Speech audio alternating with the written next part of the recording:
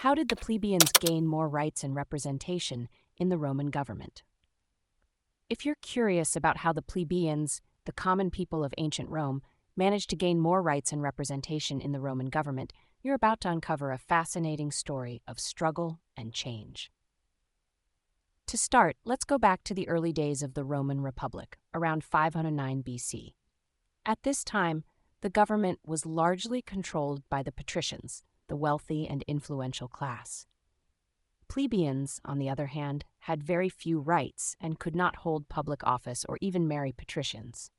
One of the key events that marked the beginning of the plebeians' fight for rights was the first secession in 494 BC. During this time, plebeians left the city and refused to work or fight in the army until their demands were met. This led to the creation of the Plebeian Council, also known as the Concilium Plebis, where plebeians could meet, elect their own officials, and pass laws that applied to themselves. In 471 BC, a significant law was passed that allowed plebeians to organize by tribe rather than by curia, which were clan-based groups. This change gave the plebeians more political independence from their patrician patrons.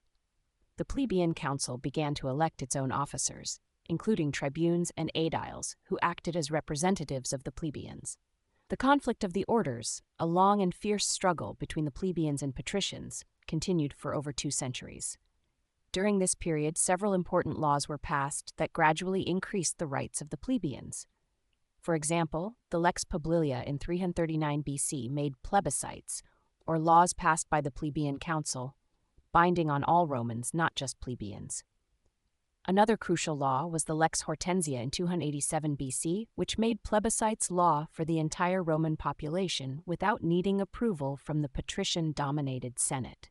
This law essentially gave the Plebeian Council the power to create laws that applied to everyone, marking a significant shift in power from the patricians to the plebeians.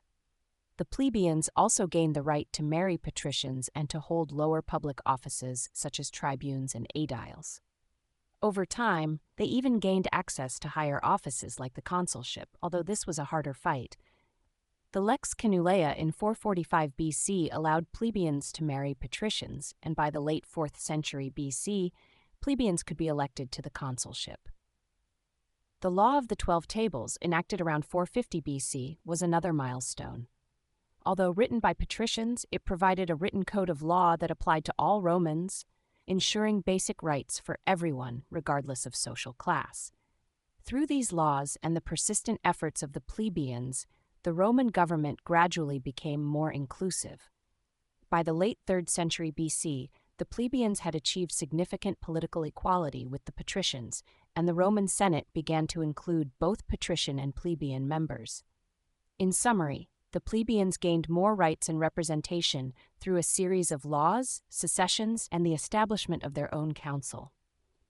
These changes transformed the Roman Republic from an aristocratic system dominated by patricians to a more balanced government where both classes had a voice.